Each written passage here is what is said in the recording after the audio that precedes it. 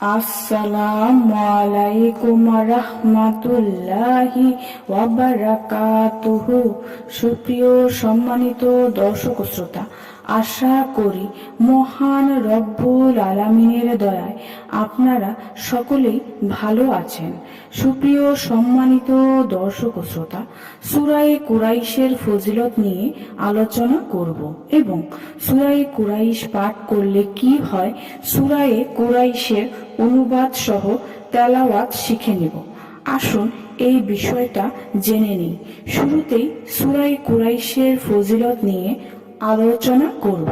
সূরা কুরাইশ মক্কা শরীফের একটি অন্যতম প্রসিদ্ধ গোত্র, যে কারণে রাসূল সাল্লাল্লাহু আলাইহি সাল্লাম জন্মগ্রহণ করেছিলেন ঠিক গোত্রের ভেতরে। আসুন সূরা কুরাইশের তেলাওয়াত আমরা শুনে নেই। আউযু বিল্লাহি মিনাশ শাইতানির রাজিম। বিসমিল্লাহির রহমানির রহিম। লিলাফি কুরাইশিন ইলাফিহিম রিহলাতাশ শিতাই ওয়াস সাইফ ফালিয়াবুদু রাব্ব হাযাল বাইত আল্লাযীনা আত'আমাহুম মিন জু ওয়া আমানাহুম মিন খাউফ।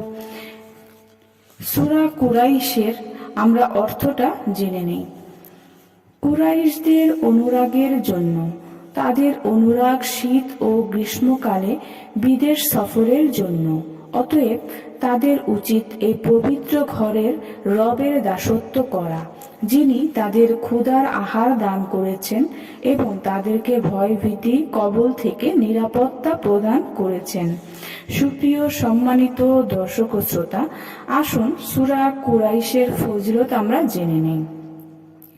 সূরা কুরাইশের প্রথম যে ফজিলতটি আছে সেটা হচ্ছে, কোনো খাদ্য বস্তুতে ফু দিয়ে যদি কেউ ওই খাদ্য বস্তু খায় তাহলে সকল প্রকার অনিষ্ট থেকে নিরাপদে থাকা যায়।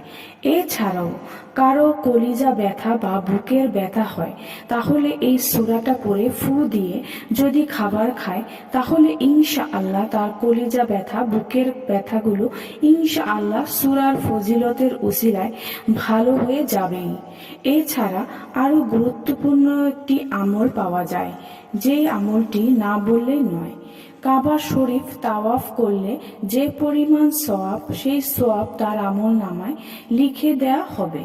সূরা কুরাইশ পাঠ করলে সমপরিমাণ সওয়াব নেক তার আমল নামায় লিখে দেওয়া হয়।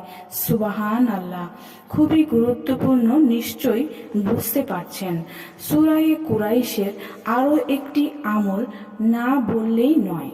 যদি কোনো ব্যক্তি ঘটনাবশত নিজে বিষ খেয়ে ফেলে অথবা অপর লোকে বিষ সেবন করায়, তাহলে একবার সূরা কুরাইশ পাঠ করে যে কোনো খাদ্যদ্রব্যে একটি ফুঁক দিবে, তা খেয়ে ফেলবে। এর ফলে আল্লাহর রহমতে ব্যক্তির বিষের ক্রিয়া থেকে পরিত্রাণ লাভ করবে। সুবহান আল্লাহ। সুপ্রিয় সম্মানিত দর্শক ও শ্রোতা, আসুন আমরা বেশি বেশি সূরা কুরাইশ পড়ার চেষ্টা করি। সুপ্রিয় সম্মানিত দর্শক ও শ্রোতা, আশা করি ভিডিওটি ভালো লেগেছে।